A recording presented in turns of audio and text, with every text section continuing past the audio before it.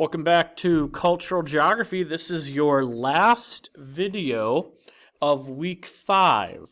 So you should have done the 2 homework assignments and taken the 1 quiz that's been given to you in your week 5 packet. Please make sure that when you turn in the material that you include the homework and the quiz in your packet, but please remove your cultural metaphor. I do not need it. You do for the upcoming test. So make sure that you have removed the cultural metaphor from your packet of things that you're turning in. Please hold on to that until you take the Chapter 19 test. You also may have noticed that I've added a few extra videos that I found online. They're for your just more information about things that we'll be talking about shortly. One is about or about Victoria Falls. A couple of them are about state parks, national parks, I should say. Interesting things I just thought, Mount Kilimanjaro, I just thought would be interesting to you guys in case any of you guys want to have a visual as in a video of what Africa looks like in certain places. So those are for your enjoyment if you're interested. We're at Roman number 2, Eastern Africa. We're on page 476. We're on to another map so you guys can see this map as we go through the chapter. 476 shows us Eastern Africa. We should probably be able to get this section done in 2 days, but, we'll see what happens. So, Roman number 2, Eastern Africa, the Great Rift Valley. It's one of your land features you need to know on the test. It's also, we talked about it some last chapter. But the Great Rift Valley is a huge gash in the earth that covers most of Eastern Africa, basically from Lake Victoria to the Red Sea in that area. It begins in the Middle East and has created huge mountain ranges and deep valleys and lakes. Also in this area is the Blue and White Nile, which are branches of the Nile River, the longest river in the world. In 1770, explorer Robert Bruce found the source of the Blue Nile in Ethiopia. In 1862, explorer John Speke explored the longer White Nile as far south as Lake Victoria. Today, we know the source of the Nile River to be the Ruvubu River, which begins in the country of Burundi. Lake Victoria is the second largest freshwater lake in the world. And as we all remember, the largest freshwater lake is Lake Superior, of course. In your books, on page 479, I want you to read the box entitled Swahili to yourself. Once you finish reading, please unpause, and we will continue. Letter A, the Lakes region. If you've ever seen pictures of lions, giraffes, elephants, zebras, giant gorillas, and rhinos roaming free in African pictures, they were probably taken in the Lakes region of Africa. This includes the countries of Kenya, Tanzania, Uganda, Rwanda, and Burundi. All 5 countries touch or are near to Lake Victoria. The Great Rift Valley breaks into an east and west branches in this region. In between these 2 rifts is Lake Victoria. Number 1, Kenya. First of all, there's this flag located there. Kenya is a little smaller than the state of Texas. It gained its independence from Britain in 1963. Kenya is located on the equator, and the country has a hot climate throughout. 45% of the people are Protestant, 33% are Catholic, 10% are Muslim, and the rest are animists. The capital of Kenya is Nairobi. It is a modern city, and it is the economic cornerstone for the rest of Eastern Africa. It's located about 5,500 feet above sea level, but it has a moderate climate. Because Kenya's main source of income is tourism, Nairobi has set aside 35 parks and game reserves on the outskirts of the city itself. Probably Nairobi National Park is the most well known. East Kenya consists of lowlands, forests, grass plains, and deserts. Because this region has a low elevation, it is also extremely hot there, and only a small percentage of the people actually live there. West Kenya is dominated by high plateaus and mountains.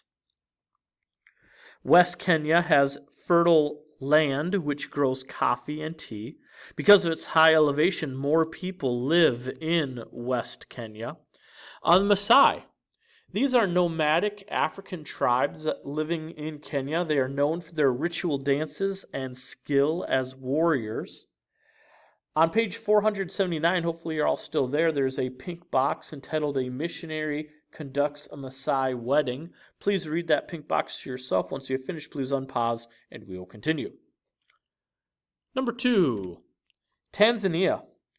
Tanzania was originally colonized by Germany in an attempt to prevent Britain from having a continuous string of land from Egypt to South Africa. It held the colony until Britain took over after World War I.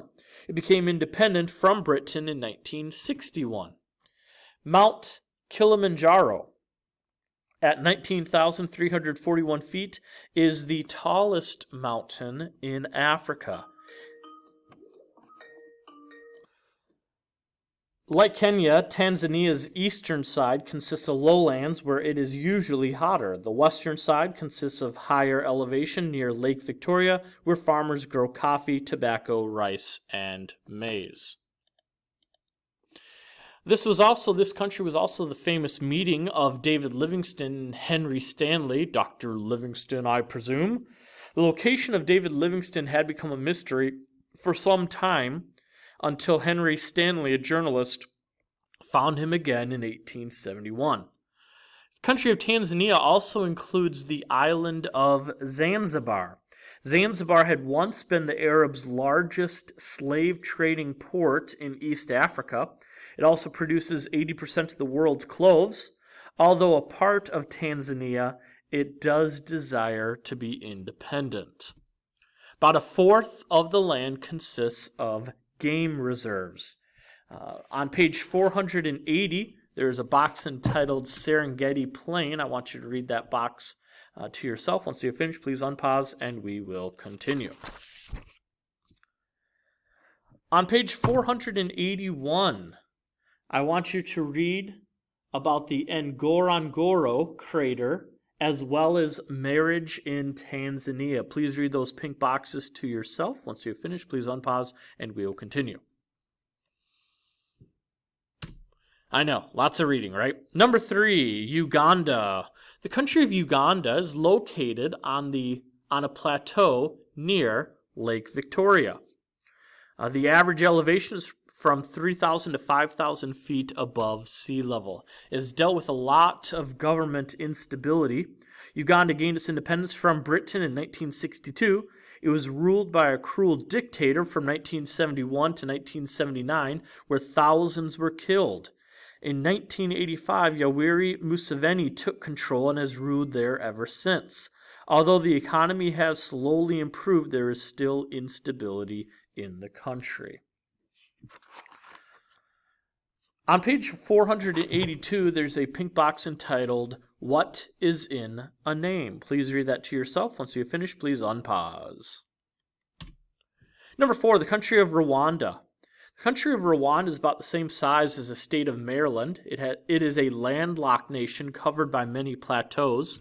Volcanoes National Park provides a home to most of the world's remaining mountain gorillas. As of November 2012, there were an estimated 830 mountain gorillas left in the world. Most of the gorillas living today live in Uganda and Rwanda, either in an extinct volcanic range along the border of Uganda, Rwanda, and the Democratic Republic of the Congo, or in the Buwindi Forest, also known as the Impenetrable Forest in Uganda. Mountain gorillas usually live at an elevation between 5,000 and 11,500 feet. Males, called silverbacks for their coloring, are typically twice as large as females and can weigh up to 600 pounds. Gorillas eat mountain vegetation and spend over 3/4 of the day resting. The average lifespan of a mountain gorilla is 35 years. Mountain gorillas have been threatened by deforestation, an influx of refugees, and retaliation for lost crops. Gorillas often eat local crops. The country gained independence from Belgium in 1962. 56% of the people are Catholic, 37% are Protestant, 5% are Muslim, or some other religion. Rwanda was also the place where bloody genocide occurred between the African Hutus and Tutsis. The Hutus make up 84% of the population and are subsistence farmers. The Tutsis, on average, are over 6 feet tall. They ruled over the Hutus before the Hutus sought to overthrow them. In 1994, genocide occurred as the Hutus killed over 800,000 Tutsis in an attempt to wipe them out. Only recently, Rwanda has begun to rebuild its infrastructure and is considered safe for international travelers. Number 5 is the country of Burundi. Like Rwanda, Burundi is a small country with a large population. It gained its independence from Belgium in 1962.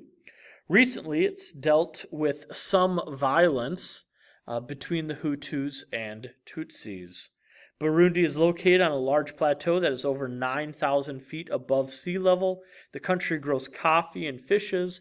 Its natural resources remain untapped as it continues to suffer as a landlocked nation.